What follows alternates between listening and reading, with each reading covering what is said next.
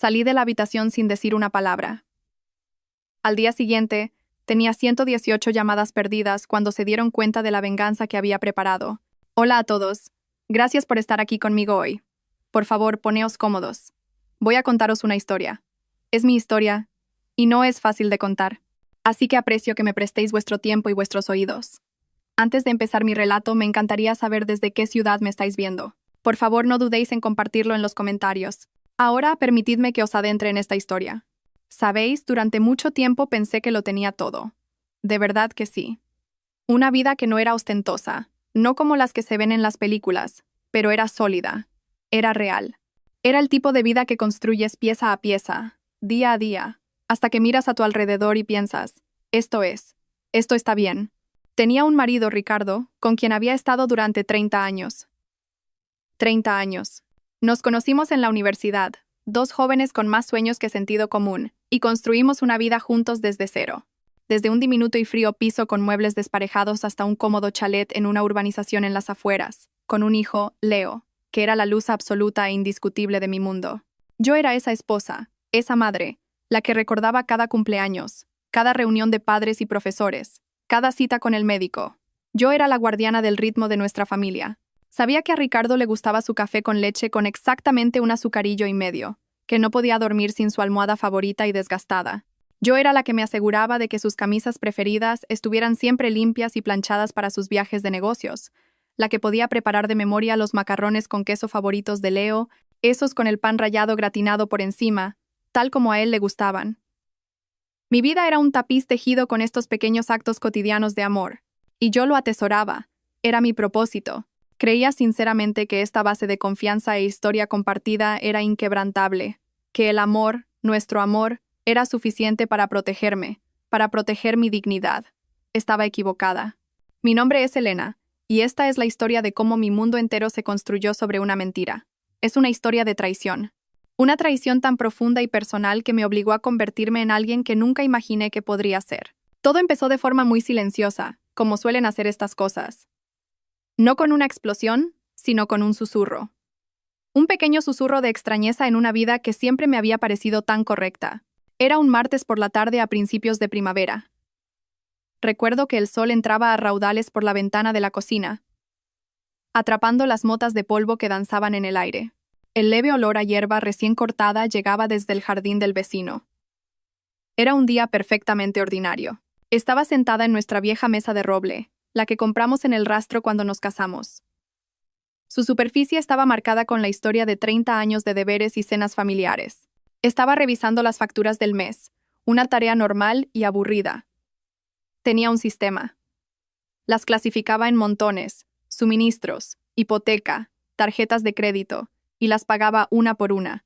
Al abrir el extracto de nuestra tarjeta de crédito conjunta, mis ojos recorrieron la lista de cargos. El supermercado, la gasolinera, las nuevas botas de fútbol de Leo, y entonces, un apunte que me hizo detenerme. 250 euros. Hotel Palacio Real. Fruncí el ceño, golpeando el papel con el dedo. El Palacio Real era un hotel de lujo en el centro, del tipo que la gente usa para escapadas románticas o grandes conferencias de empresa. Nosotros no habíamos estado allí. Habría recordado una noche de 250 euros en el Palacio Real. Repasé mentalmente el último mes, visualizando el calendario en mi cabeza. No había nada, ni aniversarios, ni ocasiones especiales, solo el ritmo constante y predecible de nuestras vidas. Cuando Ricardo llegó a casa esa noche, con el olor a pan de ajo ya llenando la casa, decidí sacar el tema. No quería ser acusadora, solo quería una explicación. Esperé hasta después de la cena, después de que hubiéramos recogido los platos, y Leo se hubiera ido a su habitación a hacer los deberes. Estábamos sentados en el salón, con la televisión murmurando de fondo. «Oye, cariño», dije, doblando la colada en el sofá. «Ha aparecido una cosa rara en la factura de la tarjeta de crédito este mes». Levantó la vista de su periódico, mirándome por encima de sus gafas de leer. «Ah, ¿sí? ¿Qué es?» «Hay un cargo del Hotel Palacio Real, en el centro, de hace un par de semanas». «¿Recuerdas de qué era?» Observé su rostro con atención. No hubo un atisbo de pánico ni vacilación. Solo parpadeó. Luego, una expresión de reconocimiento apareció en su rostro. «Ah, eso. Claro. La empresa reservó un bloque de habitaciones para esa cumbre de marketing». Vinieron un montón de ejecutivos de fuera. Tuve que ir una noche a una cena de trabajo. Dobló el periódico y lo dejó a un lado. No te preocupes, el cheque del reembolso ya está en camino. Probablemente se me olvidó pasar el informe de gastos enseguida. Sonaba tan plausible, tan sencillo. Era una explicación perfectamente razonable, y yo quería creerle. Era una esposa que confiaba en su marido. Esa era la piedra angular de todo nuestro matrimonio, así que asentí. Ah, vale, tiene sentido. Volví a meter la factura en su sobre y la puse en el montón de pagadas. Pero mientras me iba a dormir esa noche, tumbada a su lado en nuestra cama, no pude quitarme la sensación de que algo no encajaba. Era solo una cosita, un detalle minúsculo, pero era un hilo. Y si tiraba de él, me aterrorizaba que todo mi mundo pudiera desmoronarse. Así que no lo hice. Me dije a mí misma que estaba siendo tonta, que 30 años de matrimonio le habían otorgado el beneficio de la duda. Pero no pude evitar la sensación de que el suelo bajo mis pies acababa de moverse, muy ligeramente. Esa pequeña semilla de la duda comenzó a crecer durante los meses siguientes, regada por pequeños y extraños momentos que simplemente no cuadraban. Mi hermana Beatriz empezó a venir más a menudo, lo que en apariencia debería haber sido algo maravilloso. Éramos hermanas, con solo 2 años de diferencia, y siempre habíamos estado muy unidas, o eso creía yo. Pero sus visitas empezaron a sentirse diferentes. Siempre aparecía entre semana, normalmente los miércoles, cuando sabía que Leo estaba en el colegio y yo en mi trabajo a media jornada en la biblioteca municipal. Un día llegué a casa antes. Mi turno terminó inesperadamente, y encontré su coche en la entrada. Cuando entré, encontré a Beatriz y a Ricardo en la cocina, apoyados en la encimera, riendo íntimamente con una botella de vino a medio vaciar. El aire estaba cargado de una especie de familiaridad cómoda que se sentía exclusiva, como una broma interna de la que yo no formaba parte. Ambos se sobresaltaron un poco cuando entré, sus sonrisas se congelaron por una fracción de segundo antes de volverse excesivamente brillantes, excesivamente acogedoras. Elena, canturrió Beatriz, corriendo a abrazarme. He pasado un momento a ver si tenías harina de sobra para el mercadillo benéfico. Ricardo y yo nos hemos puesto a hablar. Sí, añadió Ricardo, agitando el vino en su copa. Beatriz me estaba contando una historia divertidísima sobre su vecino. Te la acabas de perder. Forcé una sonrisa. El abrazo se sintió rígido y extraño. Ah, bueno, la harina está en la despensa, ya lo sabes. Pero la excusa parecía débil, endeble. Y la forma en que se miraban cuando pensaban que yo no estaba mirando, era una mirada que pasaba entre ellos que era más que de cuñado y cuñada. Luego estaban las llamadas telefónicas. Ricardo siempre había estado un poco pegado a su móvil, pero ahora era como una extensión de su mano. Estaba constantemente con él, sonriendo y enviando mensajes. Pero en el momento en que yo entraba en la habitación, bloqueaba rápidamente la pantalla y lo ponía boca abajo sobre la mesa. Cosas del trabajo, mascullaba si le preguntaba. Una vez, su teléfono vibró tarde en la noche, después de que nos hubiéramos acostado. Lo agarró de la mesita de noche tan rápido que apenas vi la pantalla iluminarse. Se levantó de la cama y se fue al baño para atender la llamada, cerrando la puerta suavemente tras de sí. Me quedé allí en la oscuridad, mirando al techo, con un nudo en el estómago. Nuestra propia madre Isabel parecía estar también en el ajo, a su manera sutil y manipuladora. Durante nuestras comidas dominicales semanales, que eran una tradición obligatoria, hacía pequeños comentarios que se sentían como pequeñas pullas dirigidas. Elena, deberías dejar que Ricardo se divierta un poco. Decía si yo mencionaba que había salido hasta tarde con clientes 2 veces esa semana. Un hombre con su nivel de presión en el trabajo necesita una válvula de escape. No seas una de esas esposas controladoras. Otra vez, cuando mencioné que Beatriz parecía estar gastando mucho dinero últimamente en ropa nueva, mi madre simplemente sonrió finamente y dijo, bueno, es bueno verla disfrutar de la vida. Una mujer debe cuidarse. El mensaje subyacente siempre estaba ahí. Ricardo y Beatriz no podían hacer nada malo. Y si yo tenía un problema con ello, el problema era yo. Sentía que me estaba volviendo loca. Intenté hablarlo con Ricardo una vez suavemente. Estábamos en el coche volviendo a casa del cine.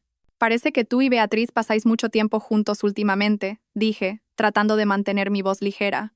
Me lanzó una mirada de pura indignación. Es tu hermana, Elena. ¿Estás diciendo que no puedo ser amigo de mi propia cuñada?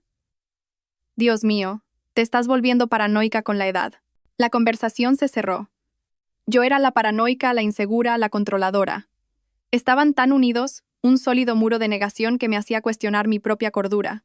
Empecé a retraerme, a observar desde la barrera, sintiéndome como una extraña en mi propia casa. Seguía haciendo los macarrones y planchando las camisas, pero la alegría se había ido. Era solo movimiento, una rutina hueca que realizaba mientras una tormenta se gestaba en mi interior. La peor parte era la soledad. Estar rodeada de tu familia, tu marido, tu hermana, tu propia madre, y sentirte absoluta y completamente sola. Es una sensación fría y desoladora. Me aferraba a la esperanza de que estaba equivocada, de que todo era un terrible malentendido. Pero en el fondo, creo que ya lo sabía. Simplemente no estaba preparada para afrontarlo. El momento en que la ilusión se hizo añicos no fue dramático. No fue una escena de una película. No hubo gritos ni portazos. Sucedió en una tranquila noche de jueves. La casa estaba en paz. Ricardo estaba viendo un partido en el estudio y yo estaba en la cocina intentando encontrar una receta para una tarta de limón y merengue que quería hacer para el fin de semana. Mi viejo libro de cocina se estaba cayendo a pedazos, así que decidí buscarla en internet. Leo estaba en el salón haciendo su trabajo de historia en mi tablet. Nuestro viejo ordenador de sobremesa había muerto finalmente unas semanas antes. Oye, cariño, le llamé. ¿Me dejas la tablet un momento? Necesito buscar una cosa. Claro, mamá, dijo. Unos minutos después, entró en la cocina y me la entregó antes de subir las escaleras. Al cogerla, vi que una aplicación de mensajería instantánea estaba abierta en la pantalla, algo que yo rara vez usaba. Y en la parte superior de la lista de conversaciones había un chat de grupo con un nombre que nunca había visto antes: Los Confidentes. Mi corazón dio un extraño vuelco. La curiosidad pudo conmigo. ¿Quiénes son estos confidentes? Toqué el nombre del grupo y los participantes aparecieron justo ahí. Ricardo, Beatriz e Isabel. Mi marido, mi hermana y mi madre. La sangre se me heló. Mis manos empezaron a temblar. Tenía que ser un error. Quizás era para planear una fiesta sorpresa para mí. Mi cumpleaños era en unos meses. Era una esperanza desesperada y frágil, y lo sabía. Con una respiración profunda y entrecortada, empecé a desplazarme hacia arriba. La conversación se remontaba a meses atrás. Y mientras leía, el mundo que conocía, la vida que había construido, el mismísimo fundamento de mi identidad se desmoronó en polvo a mi alrededor. Estaba todo allí, en blanco y negro. Prueba vil e irrefutable. Beatriz. Me lleva a ese asador el viernes. Dile que tienes que trabajar hasta tarde. Mi respiración se entrecortó. Me llevé la mano a la boca para ahogar un sollozo. Ese era el asador de nuestro aniversario. El lugar donde Ricardo me había pedido matrimonio 31 años atrás. Un lugar que yo creía sagrado para nosotros. Ricardo. Hecho. No sospechará nada. Está demasiado ocupada planeando la fiesta de cumpleaños de Leo para darse cuenta de algo. Una oleada de náuseas me invadió. Había pasado semanas planeando esa fiesta, quedándome despierta hasta tarde para hacer las decoraciones a mano, queriendo que cada detalle fuera perfecto para mi hijo, mientras él usaba mi amor por nuestro hijo como coartada para sus sórdidos encuentros. Me sentí mareada. Tuve que sentarme en la mesa de la cocina, la pantalla de la tablet brillando con traición. Seguí desplazándome, mis ojos ardían, forzándome a absorber cada palabra venenosa. Bromeaban sobre un jersey que le había comprado por Navidad. Se burlaban de mi gusto en películas. Se reían de una vez que se me pinchó una rueda y tuve que llamarle para que me ayudara. Un recuerdo que yo había pensado que era un dulce ejemplo de él siendo mi héroe. Para ellos, era una broma sobre mi incompetencia. Y entonces, el mensaje que me rompió. El que giró el cuchillo. Era de mi propia madre. Isabel. Tened cuidado los dos. No podemos permitir que se entere antes de que aseguremos la herencia de la finca de tu padre. Una vez que eso esté resuelto y tengamos el control del fideicomiso, no tendrá más remedio que aceptar la nueva realidad. Herencia. Mi padre, que había fallecido 2 años antes, había sido un hombre cuidadoso y exitoso. Me había dejado una suma considerable junto con la casa en la que vivíamos, ya pagada, que había estado en nuestra familia durante generaciones. No solo me estaban traicionando emocionalmente, estaban conspirando activamente para robar mi seguridad financiera, el legado de mi padre. Esto no era un error pasional. Esto era una conspiración fría y calculada. En ese momento, sentada en la penumbra de mi otrora feliz cocina, la vieja Elena, la Elena confiada, amorosa y perdonadora, murió. Se evaporó, dejando atrás algo frío, duro y afilado. El dolor era inmenso, un peso físico en mi pecho que me dificultaba la respiración, pero debajo de él, un sentimiento diferente empezaba a arder. Era rabia, una rabia pura y limpia que quemaba la confusión y la autocompasión. Pensaban que era una tonta. Estaban a punto de descubrir lo que sucede cuando llevas a alguien demasiado lejos. Los días que siguieron fueron un borrón de entumecimiento calculado. Me movía por mi vida como un fantasma, una actriz interpretando el papel de mí misma. Realizaba mis deberes con una precisión escalofriante. Hacía el desayuno. El tintineo de los cubiertos sonaba anormalmente fuerte en la silenciosa cocina. Preparaba el almuerzo de Leo, con una notita dentro como siempre. Mi letra era lo único que no se sentía como una mentira. Besaba a Ricardo al despedirme por la mañana. El contacto de mis labios en su mejilla se sentía como ceniza. Un gesto fantasma de una vida que ya no era real. Pero por dentro, era una persona diferente. Mi mente, que solía estar llena de listas de la compra y recordatorios de reuniones de la AMPA, era ahora un torbellino de planificación, de reconstruir el verdadero alcance de su engaño. La rabia era un zumbido constante bajo la superficie, un horno que me mantenía en marcha. La confirmación final y brutal vino de la única persona que nunca tuvo la intención de herirme, mi hijo, el último clavo en el ataúd de la familia que creía conocer. Era un sábado por la mañana, unos días después de descubrir el chat de grupo. Hacía un día precioso, uno de esos días de otoño perfectos. Estábamos en el jardín plantando nuevos bulbos de tulipán para la primavera. Era un ritual que teníamos, una pequeña tradición. Leo estaba cavando en la tierra, con la cara manchada y seria mientras colocaba con cuidado un bulbo en el hoyo que había hecho. De la nada, me miró con sus grandes e inocentes ojos, del mismo color que los míos, y dijo: «Mamá, ¿por qué papá juega al juego secreto de la lucha libre con la tía Beatriz?» Me quedé helada. La pequeña pala se me cayó de la mano y aterrizó con un suave golpe en la hierba. Mi voz, cuando la encontré, era un susurro tenso. «¿Qué? ¿Qué juego es ese, cariño?» «Ya sabes», dijo con naturalidad, como si hablara de unos dibujos animados. «El que juegan en tu dormitorio cuando estás en el trabajo. Cierran la puerta y me dicen que no haga ruido porque es un juego de mayores. La tía Beatriz dice que es nuestro pequeño secreto». Sentí como si me hubieran arrancado el corazón del pecho y lo hubieran pisoteado en la tierra. No solo lo habían hecho a mis espaldas, lo habían hecho en mi casa, en mi cama, con mi hijo, a solo unas habitaciones de distancia. Habían envenenado la santidad de mi hogar e intentado envenenar la inocencia de mi hijo, convirtiéndolo en un cómplice inconsciente de su sórdido romance. Luego añadió el último y devastador detalle. La tía Beatriz me compró esa nueva consola Super Láser 5000. Ya sabes. Dijo que era un regalo por ser tan bueno guardando secretos. La audacia, la pura crueldad calculada, era sobrecogedora. Había usado un juguete para sobornar a mi hijo y hacerlo guardar silencio, para convertirlo en un co-conspirador. Eso fue todo. Ese fue el punto de no retorno. El dolor y el shock se endurecieron en una determinación dura como el diamante. Necesitaba más que sus mensajes. Necesitaba pruebas que nadie, ni un juez, ni un abogado, ni otro miembro de la familia, pudiera negar jamás. Necesitaba verlo con mis propios ojos. Esa tarde, mientras Ricardo estaba jugando al golf y Beatriz supuestamente en una clase de yoga, conduje hasta una tienda de electrónica al otro lado de la ciudad. Caminé por los pasillos de elegantes aparatos y televisores gigantes, mis manos temblando ligeramente, sintiéndome como una espía en una película barata. Finalmente, encontré lo que buscaba en una sección etiquetada como «Seguridad del hogar». Una cámara diminuta activada por movimiento, hábilmente disfrazada de cargador USB. Era lo suficientemente pequeña como para pasar completamente desapercibida cuando se enchufaba en la toma de corriente junto a mi mesita de noche, una toma que tenía una vista directa y clara de mi cama matrimonial. Comprarla se sintió clandestino y sucio. Pagué en efectivo, mi corazón latiendo con fuerza mientras el joven empleado me cobraba, esperando a medias que me preguntara para qué la necesitaba.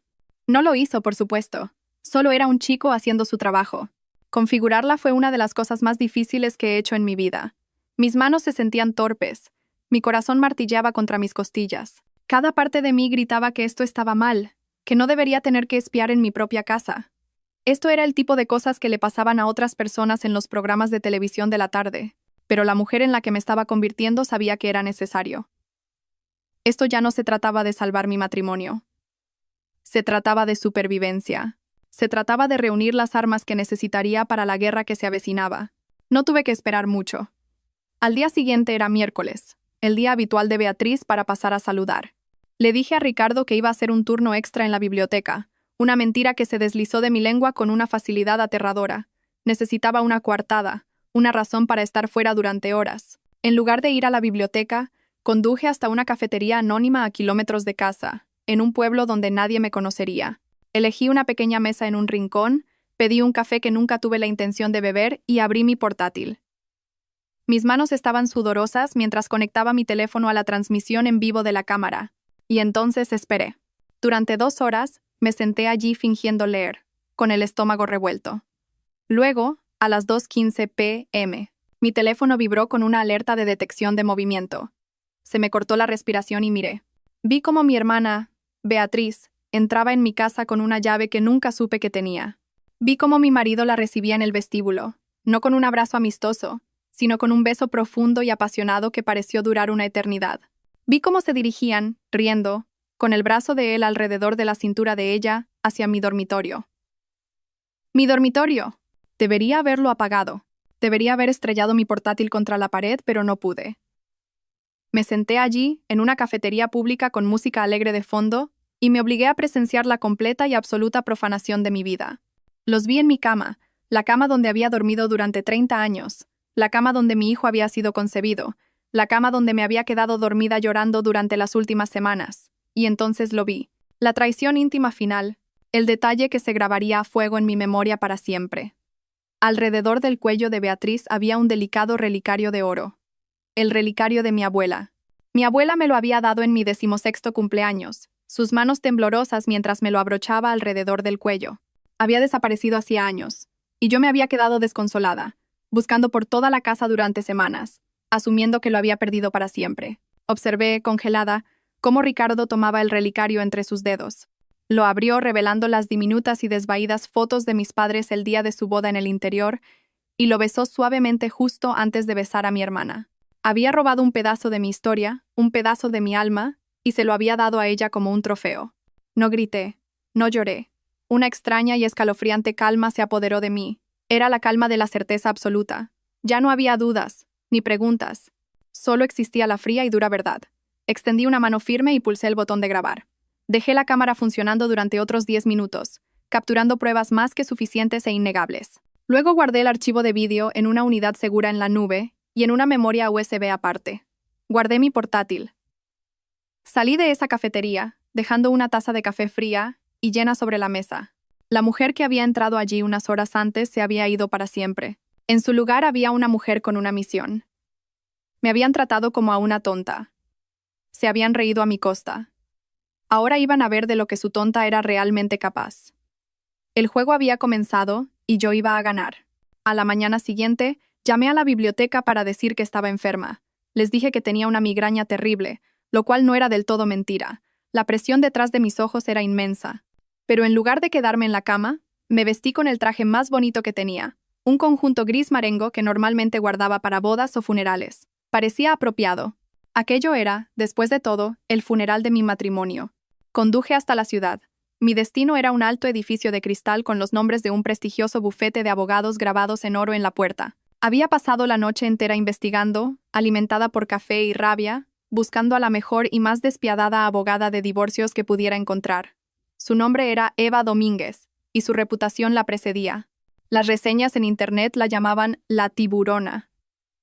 Decían que era brillante, implacable y que no hacía prisioneros.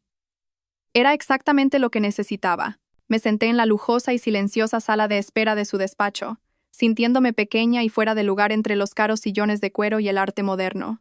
Pero cuando se acercó a saludarme, una mujer alta e imponente de unos 50 años con ojos agudos y un traje aún más afilado, sentí un destello de fuerza. No ofreció falsa compasión. Simplemente me estrechó la mano con firmeza y me condujo a su oficina. Su despacho dominaba toda la ciudad, una vista de poder y control. Me senté frente a ella en un pulido escritorio de caoba, con el horizonte de la ciudad a sus espaldas. «Bien, señora Álvarez», dijo, su voz nítida y clara. Su llamada era urgente. «Dígame qué está pasando». No lloré. No me puse histérica. El tiempo de las lágrimas había pasado. Con calma, abrí mi bolso, saqué una pequeña memoria USB sin etiqueta y la deslicé sobre su escritorio.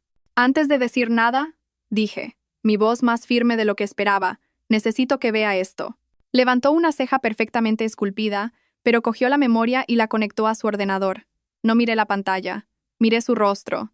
Su comportamiento profesional no se resquebrajó, pero vi cómo su mandíbula se tensaba casi imperceptiblemente. Vi cómo sus ojos se entrecerraban. Cuando el video de 10 minutos terminó, cerró el portátil con un suave clic y centró toda su atención en mí. «Ya veo», dijo. Su voz ahora teñida de una furia fría que reflejaba la mía. «Por favor», continué. Y así lo hice. Se lo conté todo. Le di las impresiones del chat de grupo, cientos de páginas de su vil correspondencia. Le di los extractos bancarios que había copiado en secreto, resaltando las retiradas inexplicables y las transferencias a una cuenta secreta a nombre de Ricardo. Le hablé de la herencia de mi padre, la casa que era legalmente mía, y de la sospechosa segunda hipoteca que se había solicitado sobre ella hacía 6 meses, un documento que había encontrado en el escritorio de Ricardo que llevaba una torpe versión falsificada de mi firma. Cuando terminé, se reclinó en su silla y entrelazó los dedos, mirándome durante un largo momento. El silencio se prolongó. «Elena», dijo finalmente, su voz bajando, volviéndose más seria. «Quiero ser muy clara. Esto no es solo un caso de infidelidad. Es una campaña coordinada y sistemática de abuso financiero y emocional. Lo que su marido, su hermana y su madre han hecho no solo está mal, es delictivo. Los tenemos por estafa bancaria, conspiración para estafar y falsificación de documentos. Esto va mucho más allá de un simple divorcio. Oír mis miedos más profundos validados por esta mujer poderosa e inteligente, se sintió como si una presa se rompiera dentro de mí. El peso que había estado cargando sola de repente se sintió un poco más ligero. «No solo quiero el divorcio», le dije, las palabras sabiendo a metal en mi boca. «Quiero recuperar todo lo que me han robado. Mi dinero, mi casa, mi vida. Quiero asegurarme de que nunca puedan volver a hacerle esto a nadie». La señora Domínguez sonrió, una sonrisa fina y afilada que no llegaba del todo a sus ojos. Era la sonrisa de un tiburón que acaba de oler sangre en el agua. «Oh, haremos mucho más que eso», dijo. «Vamos a desmantelar todo su mundo. Perseguiremos esto tanto en el juzgado de lo civil para el divorcio y la devolución de sus bienes, como entregando una copia de este expediente a la fiscalía. Se enfrentarán a cargos penales». Pasamos las siguientes 2 horas trazando una estrategia. Era un ataque en 2 frentes. El primer frente era el legal y silencioso. La señora Domínguez y su equipo comenzarían el proceso de congelación de activos y prepararían una montaña de papeleo legal que les caería encima como una avalancha. El segundo frente era el mío. Le dije que no podía simplemente dejar que esto se desarrollara en los tribunales. Necesitaba enfrentarlos. Necesitaba ver las expresiones en sus rostros cuando su perfecto mundo secreto se derrumbara. Y conocía el lugar perfecto para hacerlo. Nuestra familia tenía una tradición, una gran comida dominical en casa de mi madre cada mes. Era su escenario, el lugar donde Isabel interpretaba a la matriarca benévola y todos reforzaban su red de mentiras. Sería la semana siguiente. Sería su última cena. Yo sería la que serviría la justicia, y sería un plato que se sirve frío. La señora Domínguez, tras un momento de consideración, estuvo de acuerdo. Una confrontación pública con testigos haría que sus negaciones en el tribunal fueran mucho más difíciles. Durante la semana siguiente, me convertí en la mejor actriz de mi vida. Fui a casa e interpreté el papel de la esposa feliz e ignorante. Fue la actuación más insoportablemente difícil de mi vida. Sonreí cuando Ricardo entró por la puerta. Le preparé su cena favorita, estofado de ternera. Le pregunté por su día y escuché sus mentiras con una expresión serena e interesada en mi rostro. Por dentro era un resorte de rabia y anticipación, pero en la superficie era un lago en calma. Compartir cama con él fue la peor parte. Yacer allí en la oscuridad, sintiendo el calor de su cuerpo junto al mío, un cuerpo que había estado con mi hermana solo unos días antes. Esperaba a que su respiración se regularizara en un sueño profundo. Y entonces, me deslizaba fuera de la cama y bajaba las escaleras. Me sentaba en la cocina a oscuras con mi portátil, repasando las pruebas una y otra vez, alimentando mi rabia, fortaleciendo mi resolución. Era como un general planeando una batalla, memorizando cada detalle de la debilidad del enemigo. Beatriz me llamó 2 veces esa semana, su voz goteando con la falsa y empalagosa preocupación que ahora veía por lo que era. «Hola, hermanita. Solo llamaba para ver cómo estabas. Últimamente te he notado un poco callada. ¿Todo bien?» «Solo cansada del trabajo», respondía, mi voz suave como la seda. «Pero tengo ganas de la comida del domingo. Será agradable estar todos juntos». «Yo también», canturreó ella, ajena a todo. «Voy a hacer mi famosa tarta de manzana de postre». La ironía era tan espesa que podría haberme ahogado. El plan para la comida era simple pero devastador. La señora Domínguez me había ayudado a preparar 4 paquetes. Cada uno era un grueso sobre de Manila, y dentro de cada uno había una colección curada de sus crímenes, adaptada al destinatario. Para Ricardo, había capturas de pantalla de sus mensajes más condenatorios con Beatriz, Fotografías brillantes de 20x25 del video del dormitorio y extractos bancarios que mostraban el dinero movido de nuestra cuenta conjunta a su cuenta secreta. Para Beatriz estaban sus propios mensajes incriminatorios, pruebas de sus lujosos gastos y una copia de la escritura de mi casa que mostraba el préstamo fraudulento solicitado sobre ella.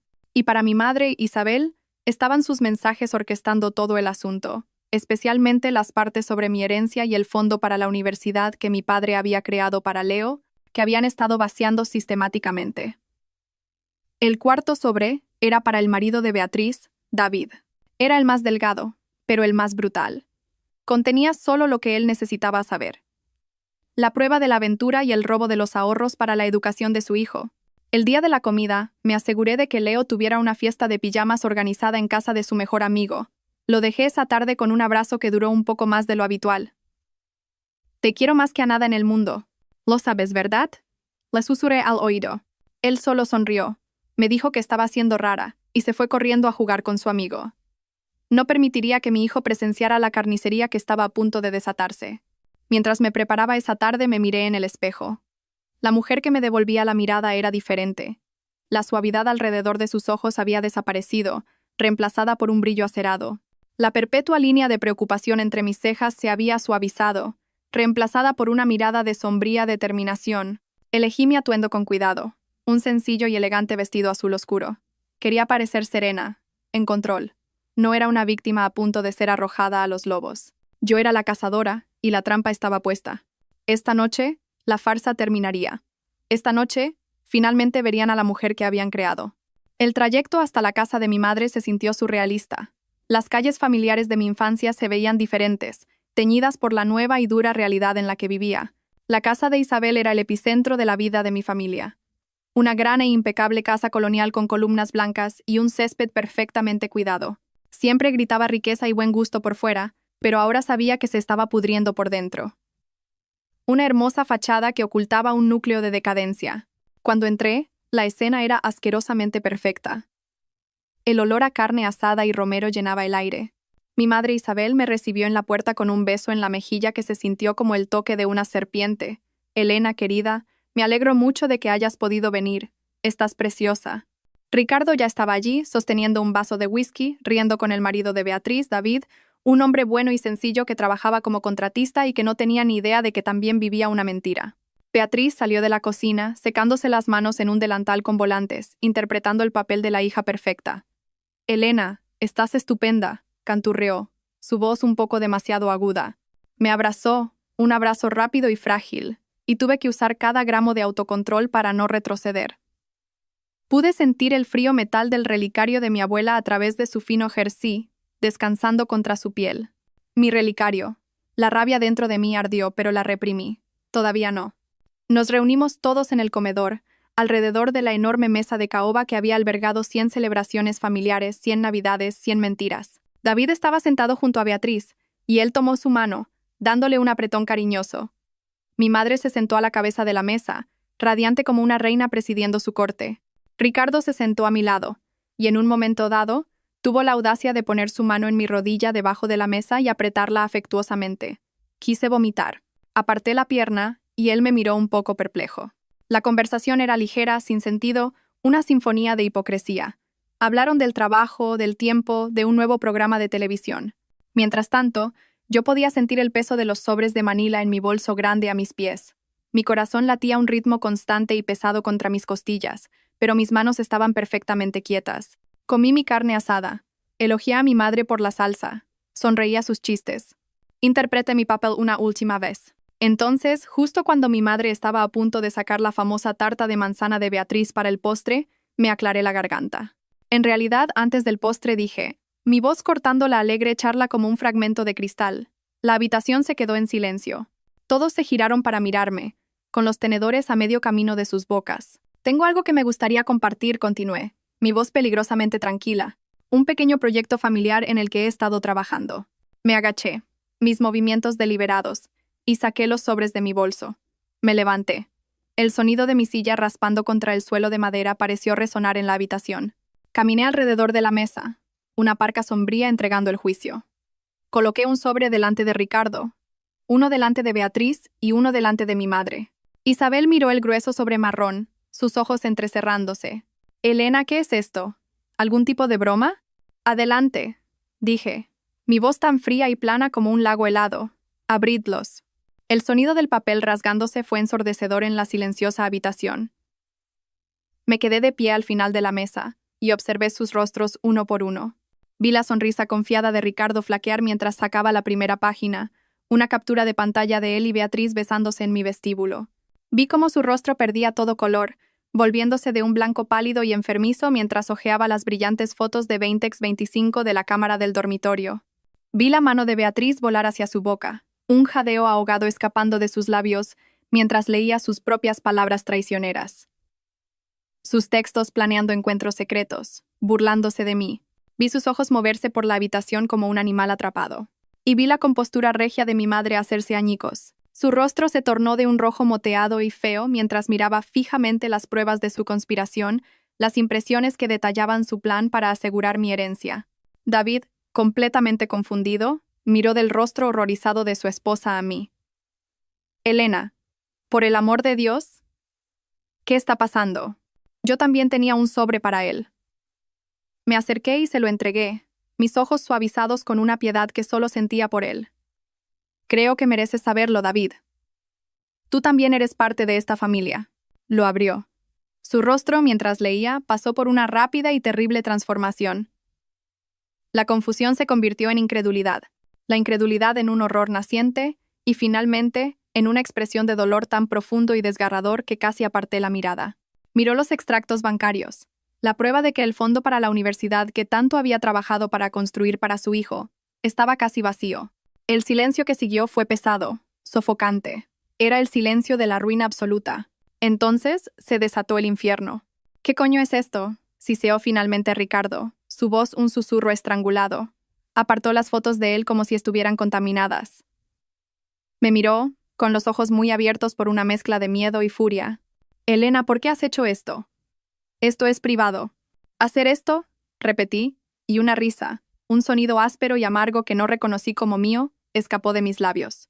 ¿Te refieres a exponer vuestras mentiras? ¿Vuestros engaños? ¿El hecho de que te has estado acostando con mi hermana en mi propia cama? ¿Eso también era privado? ¿O era solo mi dignidad lo que no te importaba hacer público? Beatriz empezó a sollozar, lágrimas espesas y teatrales que ya no tenían ningún valor para mí. No es lo que parece. Lo estás tergiversando todo. Nosotros solo nos estábamos consolando. Has estado tan distante últimamente. ¿Distante?, repliqué, mi voz subiendo de tono. ¿Yo he estado distante? ¿O es que estaba ocupada llevando nuestra casa, criando a nuestro hijo, y gestionando la vida que tú estabas tan ocupado dinamitando a mis espaldas? ¿Y estoy tergiversando estos extractos bancarios, Beatriz? Señalé con un dedo tembloroso los papeles. ¿Estoy tergiversando el préstamo fraudulento que tú y mamá solicitasteis sobre mi casa? La casa que mi padre me dejó a mí. Fue entonces cuando David finalmente habló. Sostuvo un solo trozo de papel, su mano temblando violentamente.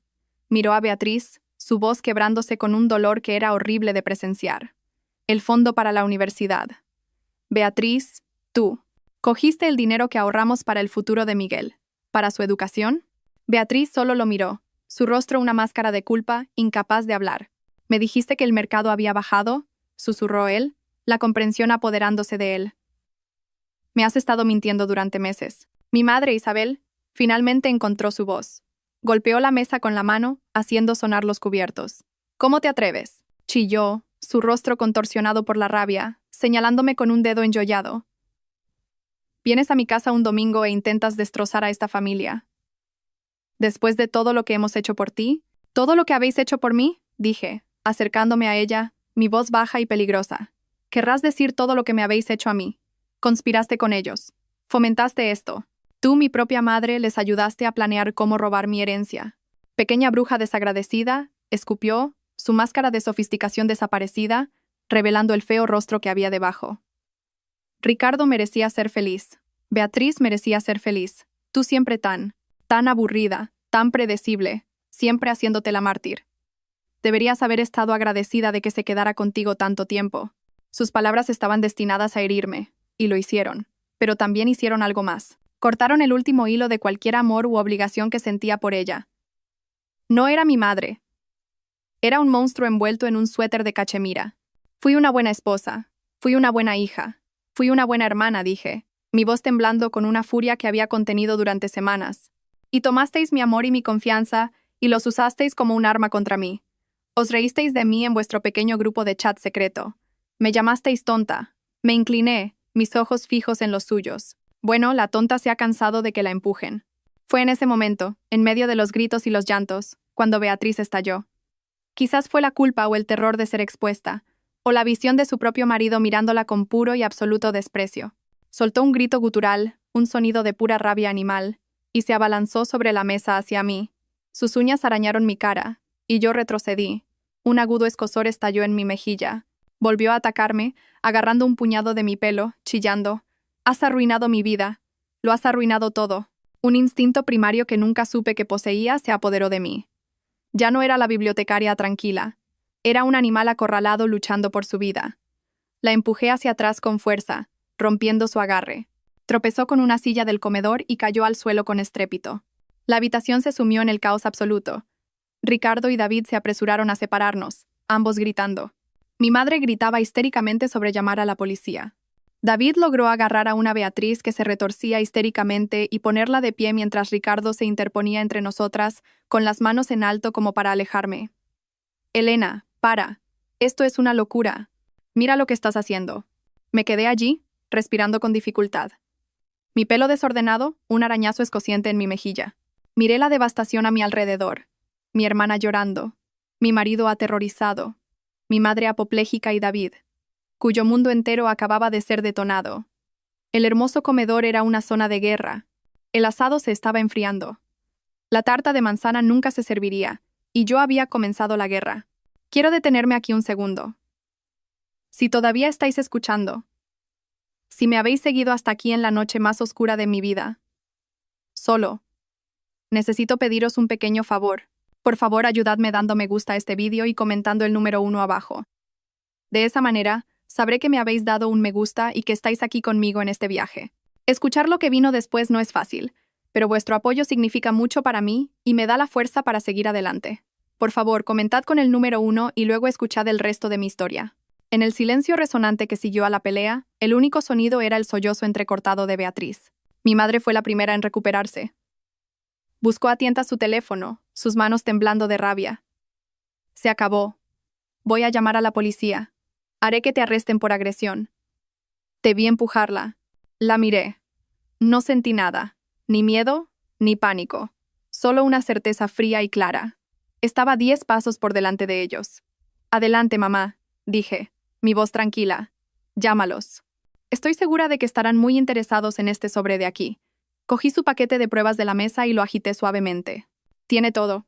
La conspiración para cometer estafa, las firmas falsificadas en los documentos del préstamo. La estafa es un delito que se paga con la cárcel, ¿sabes? Tuve una charla muy interesante con mi abogada, la señora Domínguez. Fue muy clara sobre las posibles ramificaciones legales. Estoy segura de que al fiscal le encantará vuestro chat de grupos solo para la familia.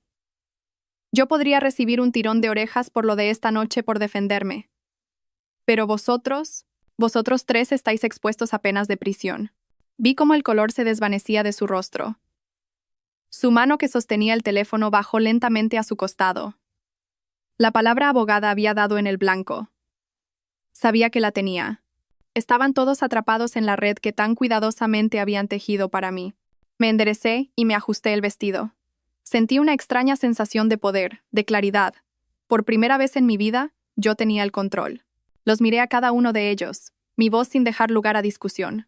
Esto es lo que va a pasar, comencé, dirigiéndome a la sala como un CEO en una OPA hostil. Ricardo, mi abogada te entregará los papeles del divorcio mañana por la mañana en tu oficina. No te molestes en volver a casa. Ya he cambiado las cerraduras esta tarde mientras estabas aquí. Su boca se abrió y se cerró como un pez. No puedes hacer eso. La mitad de eso es mío. En realidad, no lo es, dije fríamente. La casa era parte de mi herencia. Y en cuanto a nuestros otros bienes, la señora Domínguez ya ha presentado una moción de urgencia para congelarlos, a la espera de la investigación sobre los fondos significativos que has estado malversando de nuestras cuentas conjuntas. ¿Tendrás suerte si te vas con tus palos de golf? Me volví hacia mi hermana, que ahora estaba siendo sostenida por David, mirándome con puro odio en sus ojos enrojecidos. Beatriz, te sugiero que te busques un muy buen abogado, porque no solo te voy a demandar civilmente por tu parte en el préstamo fraudulento, sino que parece que David tiene su propio caso contra ti por vaciar el fondo universitario de tu hijo. David solo asintió aturdido, manteniendo a su esposa a distancia como si fuera veneno. Y ese relicario que llevas al cuello, añadí, mi voz goteando hielo. Era un regalo de mi abuela. Espero que me lo devuelvas. Finalmente me volví hacia mi madre. Parecía encogida, derrotada. Y tú, dije, mi voz bajando a un susurro. Nunca volverás a ver a tu nieto. No lo llamarás. No le enviarás regalos. Él no será parte de tu mundo tóxico. Estás muerta para él y estás muerta para mí. Hiciste tu elección. No esperé una respuesta. Cogí mi bolso, di la espalda a las ruinas de mi familia y salí de esa casa sin mirar atrás ni una sola vez. Me subí a mi coche, y mientras me alejaba en el aire fresco de la noche, no lloré. Me sentí libre. La guerra acababa de empezar, pero yo ya había ganado la batalla más importante. Me había recuperado a mí misma. Las semanas que siguieron fueron un torbellino de procedimientos legales. La señora Domínguez fue, en una palabra, magnífica. Ella era una general y yo era su soldado. Teníamos llamadas diarias. Nos reuníamos en su despacho para repasar la estrategia. Presentó mandamientos judiciales, órdenes de alejamiento y mociones con una velocidad vertiginosa. Mi madre, Ricardo y Beatriz contrataron a un abogado que intentó pintarme como una mujer inestable y vengativa. Pero la montaña de pruebas que tenía era irrefutable. El video, los mensajes, los registros bancarios, la firma falsificada confirmada por un perito calígrafo, contaban una historia que ningún abogado podía tergiversar. David, fiel a su palabra, solicitó el divorcio de Beatriz. Terminó siendo mi aliado más fuerte. Proporcionó sus propios registros financieros, que descubrieron aún más engaños de Beatriz. Resultó que le había estado robando durante años, financiando un lujoso estilo de vida de compras secretas y días de spa con Ricardo, todo mientras le decía a David que tenían un presupuesto ajustado. Se mudó de su casa y luchó, y ganó, la custodia exclusiva de su hijo. Sentí una profunda tristeza por él. Era otra víctima inocente en su guerra egoísta. Hablamos por teléfono varias veces, dos supervivientes del mismo naufragio, ofreciéndonos un apoyo silencioso. Las consecuencias financieras para ellos fueron catastróficas. El tribunal congeló sus activos a la espera de la investigación por fraude. La reputación de Isabel en su círculo de alta sociedad quedó destruida cuando se corrió la voz. Ricardo fue despedido de su bien pagado puesto ejecutivo cuando la junta directiva de su empresa se enteró de que estaba bajo investigación por fraude. Resulta que tienen una estricta cláusula de ética y no apreciaron la mala prensa. Estaba en camino a un gran ascenso, pero ahora era inempleable. Lo perdieron todo porque fueron codiciosos. Querían lo que era mío. Y al intentar tomarlo, perdieron todo lo que era suyo. La batalla por la custodia de Leo fue la parte más difícil. Ese fue el único frente donde sentí verdadero miedo. Ricardo y mi madre intentaron usar la pelea en la cena en mi contra, alegando que era una madre violenta e incapaz. Su abogado lo sacó a relucir en una declaración, una reunión larga y agotadora en una sala de conferencias estéril. Señora Álvarez, se burló su abogado.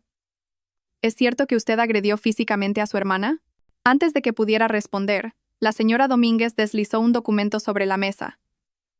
Es cierto que mi clienta se defendió después de ser atacada físicamente, pero quizás le interesen más estos mensajes de texto entre sus clientes, fechados la semana anterior a la cena, en los que discuten explícitamente un plan para provocar a mi clienta a un arrebato que luego podrían usar en su contra en un proceso de divorcio. El rostro del abogado contrario se puso pálido al leer. El juez, cuando lo presentamos en una audiencia a puerta cerrada, quedó horrorizado. Me concedieron la custodia exclusiva de Leo. A Ricardo solo se le permitieron visitas supervisadas 2 veces al mes en un centro neutral. El informe del supervisor de su primera visita lo dijo todo. Ricardo pasó la hora intentando convencer a Leo de que yo era la mala, de que había roto la familia. Leo, mi chico listo y perceptivo, solo miró a su padre y dijo: «Tú fuiste el que jugó al juego secreto con la tía Beatriz. Mamá no hizo nada malo». Después de eso, las visitas de Ricardo se hicieron más cortas y menos frecuentes. No podía enfrentar la verdad en los ojos de su propio hijo. Con las batallas legales mayormente resueltas, sabía que Leo y yo no podíamos quedarnos en esa ciudad. La casa ya no era un hogar. Era la escena de un crimen, llena de los fantasmas de una vida que había sido una mentira. Los tribunales habían afirmado que la casa era exclusivamente mía, parte de mi herencia, y ordenaron a Ricardo e Isabel que devolvieran el préstamo fraudulento. Decidí venderla. Contraté a una inmobiliaria, y organicé una venta de enseres. Vendí los muebles caros que habían comprado con mi dinero. Vendí la vajilla elegante que nunca usábamos. Observé cómo extraños caminaban por las habitaciones de mi vida, rebuscando entre los restos. Fue doloroso, pero también liberador. Empaqué solo lo que realmente importaba. Cajas de fotos. Los dibujos de la infancia de Leo. Los libros de cocina de mi abuela. Y los pocos recuerdos que no estaban manchados por sus mentiras. El día que llegó el camión de la mudanza, di un último paseo por la casa vacía. Las habitaciones resonaban con el silencio. Sentí una punzada de tristeza por la mujer que había sido tan feliz aquí, tan felizmente inconsciente. Pero no me arrepentí de irme. Estaba cerrando un capítulo. Nos mudamos a 3 comunidades autónomas de distancia, a un pequeño pueblo costero donde nadie conocía nuestros nombres, donde podíamos volver a respirar. Encontramos un pequeño apartamento de 2 dormitorios con un gran balcón que tenía vistas al mar. Era más pequeño, menos grandioso que nuestra antigua casa, pero era nuestro. Era honesto. Los primeros meses fueron difíciles. El silencio era lo más ruidoso. Había días en que me sentaba en el suelo de nuestro nuevo salón, rodeada de cajas, y sentía una ola de dolor tan profunda que me quitaba el aliento. No solo estaba de luto por mi matrimonio, estaba de luto por mi hermana, mi madre, toda la familia que creía tener. Tuve que aprender a estar sola.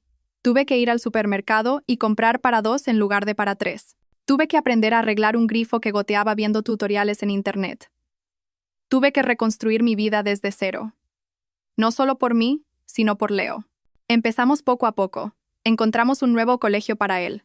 Y después de un comienzo difícil, empezó a hacer amigos. Conseguí un trabajo a media jornada en la pintoresca librería del pueblo, rodeada del reconfortante olor a papel viejo y a historias nuevas. Dábamos largos paseos por la playa después del colegio, viendo las olas romper contra la orilla, dejando que el aire salado se llevara los recuerdos. Empezamos nuevas tradiciones. La noche del viernes era de pizza y película, acurrucados en el sofá bajo una manta calentita. El domingo por la mañana era para hacer tortitas juntos, llenando toda la cocina de harina. Lenta y minuciosamente, comenzamos a construir una nueva vida, una nueva definición de familia, basada no en mentiras, sino en el simple e inquebrantable vínculo entre una madre y su hijo. El capítulo legal final se cerró aproximadamente 1 año después de mudarnos. El divorcio se finalizó. El tribunal me concedió un acuerdo significativo, recuperando casi todo el dinero que habían robado a lo largo de los años de mi herencia y de nuestros ahorros conjuntos. El caso penal también concluyó. Ante pruebas abrumadoras, Isabel y Beatriz aceptaron un acuerdo de conformidad para evitar la cárcel.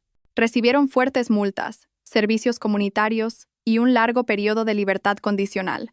Me enteré a través de una prima lejana que llamó para ver cómo estaba, que mi madre tuvo que vender su gran y hermosa casa para pagar los honorarios legales. Beatriz trabajaba como cajera en un supermercado. Ricardo, incapaz de encontrar trabajo en su campo, vivía en un apartamento barato a 1 hora de distancia, ahogado en deudas. El universo tiene una forma curiosa de equilibrar las cuentas. Un día, llegó una carta inesperada, reenviada desde mi antigua dirección. Era de Ricardo. Era larga, 10 páginas, manuscrita, divagante y manchada con lo que parecían ser lágrimas. Estaba llena de autocompasión. Decía que lo sentía, que había cometido un terrible error, que nos extrañaba a mí y a Leo cada día. Culpaba a Beatriz por seducirlo, culpaba a mi madre por animarlo, culpaba a su estresante trabajo, culpaba a todos menos a sí mismo.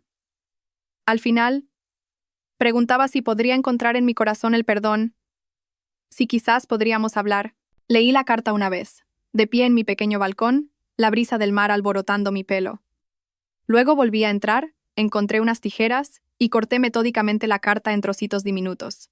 Volví a salir al balcón, abrí la mano y dejé que la brisa del mar se llevara el confeti de sus excusas, esparciéndolas sobre las olas hasta que desaparecieron. ¿Perdón? Quizás algún día. Pero el perdón es para mi propia paz, no para su absolución. No se lo había ganado. Mi vida no es perfecta ahora. Todavía hay cicatrices. Hay días en que una canción triste en la radio me oprime el pecho, o cuando veo una familia feliz que se parece a la que yo solía tener, y siento una punzada de pérdida por la mentira en la que una vez creí. Pero las cicatrices son parte de mi historia, un recordatorio de la fuerza que nunca supe que tenía. Leo está prosperando. Ahora es un adolescente, alto y divertido, con un buen corazón. Está en el equipo de fútbol. Le gusta una chica de su clase de ciencias. Es feliz, está a salvo. ¿Y yo? Yo también soy feliz. He encontrado una alegría tranquila y sencilla que nunca conocí cuando vivía en esa casa grande y hermosa llena de secretos. Tengo amigas del club de lectura de la librería. Estoy tomando clases de cerámica. Estoy aprendiendo a ser simplemente Elena, no la esposa o la hija de alguien, sino mi propia persona. A veces, cuando estoy en la librería, un cliente entra buscando una historia con un final feliz. Siempre sonrío, porque finalmente tengo una propia. No es un final de cuento de hadas, no el que habría escrito para mí misma hace tantos años, pero es uno real. Es la historia de una mujer que fue empujada al límite y descubrió que podía volar. Gracias por escuchar, gracias por estar aquí conmigo. Si mi historia os ha conmovido de alguna manera, si os ha hecho sentiros menos solos o os ha dado un poco de fuerza, por favor, compartidla con alguien que pueda necesitar escucharla. Nunca se sabe la vida de quién se puede tocar. Cuidaos mucho y nunca dejéis que nadie os haga sentir que sois menos de lo que sois. Sois más fuertes de lo que creéis.